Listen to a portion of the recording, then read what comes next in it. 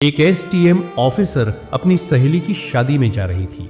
उसने आम लड़की की तरह कपड़े पहने हुए थे, न कोई सरकारी गाड़ी न कोई सुरक्षा, बस एक आम लड़की की तरह मोटरसाइकिल चला रही थी। जब वो हसनाबाद शहर के पास पहुंची तो आगे एक पुलिस चेक पोस्ट दिखाई दिया। वहां 3-4 पुलिसकर्मी चेक पोस्ट के बाहर सड़क पर खड़े थे। उनके बीच में इंस्पेक्टर प्रोसेनजीत अपनी वर्दी में खड़ा था।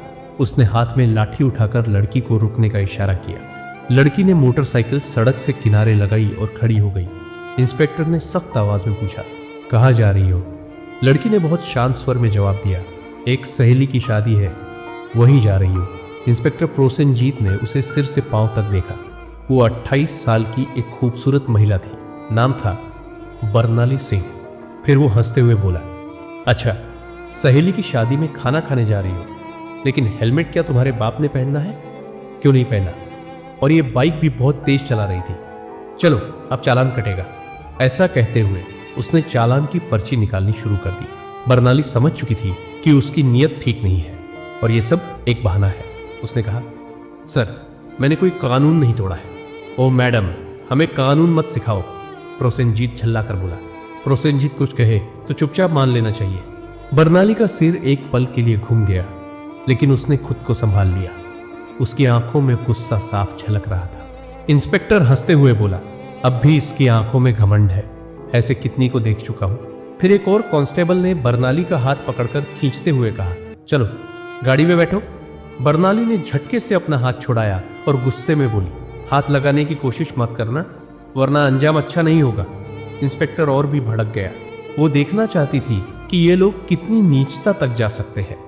इसी बीच एक पुलिसकर्मी ने गुस्से में उसकी बाइक पर लाठी मार दी और ऊंची आवाज में बोला, बड़ी आई साधु बनने वाली, अब तुझे खिलौना बना के खेलेंगे। बरनाली सिंह अब भी चुप थी। पुलिस वाले बोले, जैसे कई होशियार देखे हैं, पुलिस से पंगा लेगी, आज मजा चखाएंगे। चलो इसे थाने ले चलते हैं, वहां समझ में आ जाएगा। इस समय भी बरनाली सिंह चुप थी। उसने अभी अपनी पहचान उजागर करने की कोई कोशिश नहीं की। वो देखना चाहती थी कि ये लोग प्रशासन की कितनी बदनामी कर सकते हैं और एक आम नागरिक पर किस हद तक जुल्म ढा सकते हैं। इंस्पेक्टर प्रोसेनजीत अब खींच चुका था। उसके सामने एक ऐसी महिला खड़ी थी जिसके कोमल गाल पर थप्पड़ पड़ा था, जिसके बाल खींचे गए थे, जिसे जबरन सड़क पर घसीटा गया था। फिर भी वो एक मूर्ति की तरह शांत खड़ी थी, न कोई चीख न कोई आंसू। इंस्पेक्टर बोला, अब इसकी जबान भी चलने लगी है, चलो थाने, देखेंगे कितनी चलती है इसकी जबान। थाने में घुसते ही इंस्पेक्टर जोर से चिल्लाया, ओए, कहाँ गए सब? चाय पानी लगाओ जल्दी, आज एक खास माल आया है। बरनाली सिंह अब भी कुछ नहीं बोली, बस थाने की दीवारों को देखती रही। वो देख रही थी कि ये लोग उन निरीह लोगों के साथ कैसा व्यवहार करते हैं जो कभी आवाज नहीं उठाते। तभी एक कांस्टेबल इंस्पेक्टर प्रोसेनजीत की ओर झुककर फुसफुसाया, क्या केस है सर? इंस्पेक्टर ने हंसते हुए कहा, अरे कुछ भी नहीं, स्पीड ब्रेक करो या हेलमेट का बहाना मारो, जो मन हो लिख दो, बस अंदर करना है और इसका घमंड तोड़ना है, ज्यादा सवाल मत कर। बरनाली सब कुछ सुन रही थी, लेकिन उसकी आंखें अब भी चुप थी, मानो वो चाहती थी कि पुलिस की ये गिरावट खुद उनके ही मुंह से उजागर हो। इंस्पेक्टर कुर्सी पर बैठा हाथ में पेन लिया और टेबल पर घुमाने लगा। फिर बरनाली की ओर देखकर पूछा, नाम क्या है, कहाँ रहती है, किसकी बेटी है? बरनाली चुप रही। फिर इंस्पेक्टर बोला, सुनाई नहीं देता, नाम क्या है तेरा? लेकिन बरनाली की चुप्पी अभी पत्थर की दीवार जैसी अड़िग थी। तभी इंस्पेक्टर ने जोर से मेज पर हाथ मारा, इतनी जोर से कि आवाज पूरे थाने में गूंज उठी। फिर गुस्से से चिल्लाया, सुनाई नहीं देता, नाम बता जल्दी। बरनाली ने मुंह घुमाकर शांत स्वर में उत्तर दिया, जी, सुमिता शर्मा। इंस्पेक्टर उसके चेहरे की ओर देखकर हंसते हुए बोला, हो, बड़ी चालाक लड़की है तू, झूठ बोलने में तुझे खासा तजुर्बा है, लेकिन याद रख, ज्यादा होशियारी महंगी पड़ती है, एक भी गलती की तो पछताने का मौका तक नहीं मिलेगा। फिर बरनाली सिंह को जबरदस्ती उस सड़ी हुई हवालात में डाल दिया गया जहां पहले से 2 कैदी मौजूद थे। उनमें से एक कैदी ने बरनाली की ओर देखते हुए पूछा, बहन, तूने क्या गुनाह किया है? बरनाली ने हल्की सी मुस्कान दी, लेकिन कुछ नहीं बोली। अब वो बस देख रही थी कि ये पूरा सिस्टम कितना सड़ चुका है। अगर एक एसडीओ को बिना वजह अंदर किया जा सकता है, तो आम आदमी की हालत तो सोच पाना भी मुश्किल है। अब वो उस कोठरी के कोने में बैठी थी। सब कुछ देख रही थी, सुन रही थी और हर एक हरकत को समझ रही थी। उधर इंस्पेक्टर प्रोसनजीत एक झूठी रिपोर्ट बना रहा था। उसने आदेश दिया, इसके ऊपर चोरी और ब्लैकमेलिंग का केस ठोक दो, और फाइल पर हाथ मारते हुए बोला, चलो जल्दी। एक कांस्टेबल ने हिचकते हुए पूछा, लेकिन सर बिना सबूत? प्रोसनजीत हंसते हुए बोला, इस थाने में सबूत लाए नहीं जाते, बनाए जाते हैं। कुछ देर बाद एक कांस्टेबल कोठरी में आया और बरनाली के कंधे पर जोर से हाथ मारा। तभी इंस्पेक्टर प्रोसनजीत ने भी हाथ उठाया ही था कि दरवाजे पर एक भारी कड़क आवाज गूंजी, रुको। सभी लोग घूमकर दरवाजे की ओर देखने लगे। वहां सीनियर इंस्पेक्टर संजय वर्मा खड़ा था। उसकी छवि बाकी अफसरों से कुछ बेहतर मानी जाती थी। वो अंदर झांका और महिला की हालत देखकर उसके माथे पर बल पड़ गया। उसने सख्त स्वर में पूछा, ये सब क्या हो रहा है? प्रोसनजीत हंसते हुए बोला, कुछ नहीं सर, एक सड़क की औरत ज्यादा अकड़ दिखा रही थी, सबक सिखा रहा हूं। संजय ने बरनाली को ध्यान से देखा। उसका व्यवहार किसी आम महिला जैसा नहीं लग रहा था। उसने पूछा, इसका अपराध क्या है? प्रोसनजीत थोड़ा घबरा गया और बोला, सर चेकिंग में बदतमीजी कर रही थी। अब संजय को शक होने लगा। उसने कठोरता से कहा, मैं खुद इसके पास रहूंगा। उसके आदेश पर बरनाली को बाहर लाया गया। बरनाली को एक और अलग कोठरी में ले जाकर बंद किया गया। वो कोठरी पहले वाली से भी ज्यादा बदबूदार और अंधेरी थी। बरनाली ने चारों ओर नजर दौड़ाई। एक कोने में एक टूटी हुई मेज पड़ी थी और पास ही एक जंग लगी लोहे की जाल। अब वो इस सड़े गले सिस्टम का असली चेहरा और भी करीब से देख रही थी। हर एक पल उसकी आंखें ये समझ रही थी कि कानून अब सिर्फ फाइलों तक सीमित रह गया है। इसी बीच एक कांस्टेबल दौड़ते हुए आया और बोला, सर बाहर एक बड़ी गाड़ी खड़ी है। प्रोसनजीत चौंक गया। कौन सी गाड़ी? कांस्टेबल घबराते हुए बोला, सर सरकारी गाड़ी। अब मामला सीधे ऊपर तक पहुंच चुका था। कमिश्नर साहब थाने में दाखिल हुए। उनकी आंखों में गुस्सा साफ झलक रहा था। उन्होंने प्रोसनजीत की ओर देखकर सख्त स्वर में पूछा, इंस्पेक्टर प्रोसनजीत, ये क्या तमाशा चल रहा है यहाँ? प्रोसनजीत तुरंत बोला, सर इस महिला पर 420 और धोखाधड़ी का केस है। कमिश्नर ने सीधा सवाल किया, तुम्हारे पास सबूत है? फिर दोबारा बोले, कोई भी सबूत है तुम्हारे पास? अब प्रोसनजीत पूरी तरह फंस चुका था। कमिश्नर साहब ने सीधे महिला की ओर देखा और पूछा, तुम्हारा नाम क्या है? और तभी पहली बार बरनाली सिंह ने हल्की सी मुस्कान दी और कहा, एसडीओ बरनाली सिंह। थाने में एकदम सन्नाटा छा गया। हर चेहरा पीला पड़ गया। प्रोसनजीत के हाथ पांव कांपने लगे। बाकी सभी कांस्टेबल हैरान होकर एक दूसरे की ओर देखने लगे। प्रोसनजीत के पैरों तले जमीन खिसक गई। जिस महिला को वो एक मामूली अपराधी समझ रहा था, वो थी वही अधिकारी जो पूरे जिले की प्रशासनिक व्यवस्था संभालती थी। वो कोई आम औरत नहीं थी, वो थी स्वयं एसडीओ बरनाली सिंह। वही महिला जिसे सड़क पर घसीटा गया था, जिसके बाल खींचे गए थे, जिसे थप्पड़ मारा गया था। जब ये सच्चाई सबके सामने आई, पूरे थाने में हड़कंप मच गया। सभी कांस्टेबल्स के पसीने छूट गए। कमिश्नर साहब ने तेज गुस्से से भरी नजर से इंस्पेक्टर प्रोसनजीत की ओर देखा और गरजते हुए बोले, प्रोसनजीत, तुझमें इतनी हिम्मत आई कैसे कि तू एक सीनियर ऑफिसर पर झूठा आरोप लगाने की जुर्रत कर बैठा?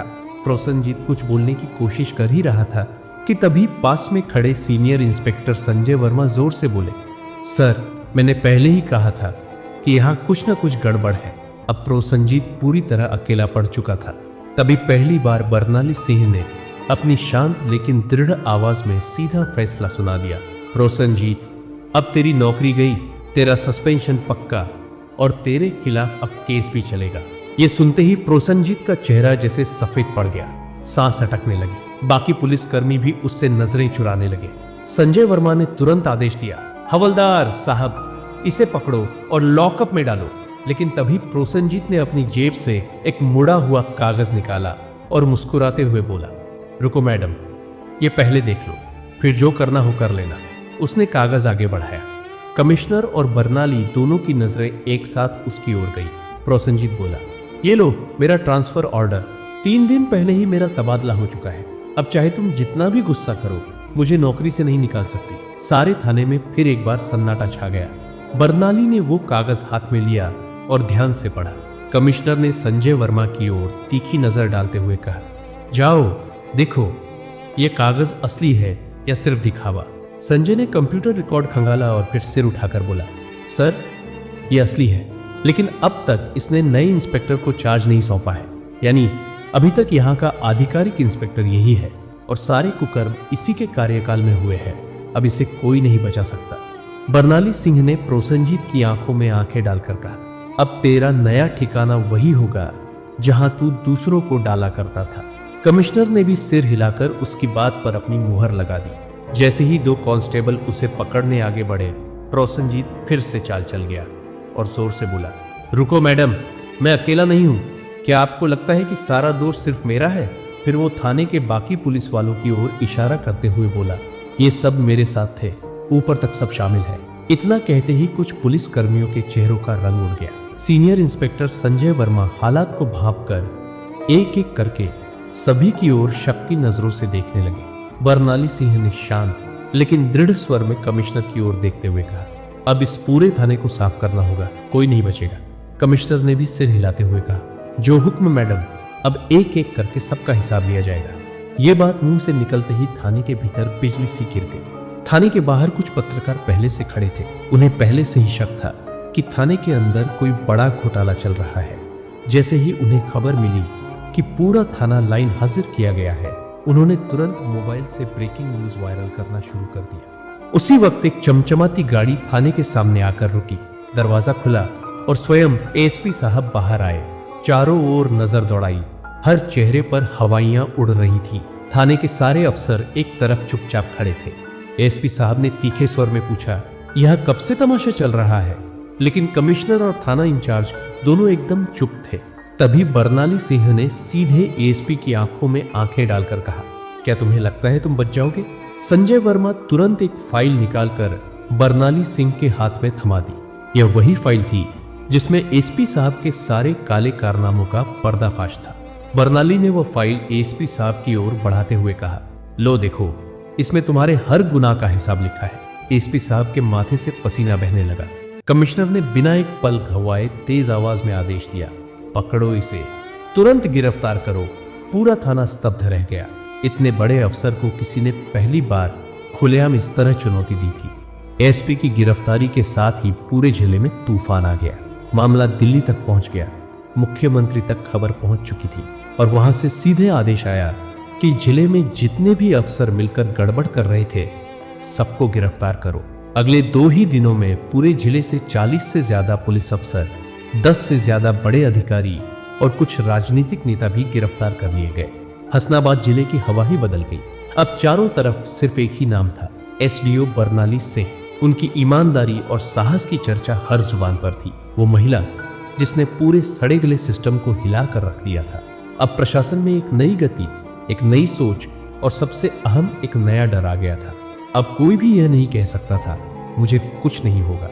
बरनाली सिंह का काम पूरा हो चुका था।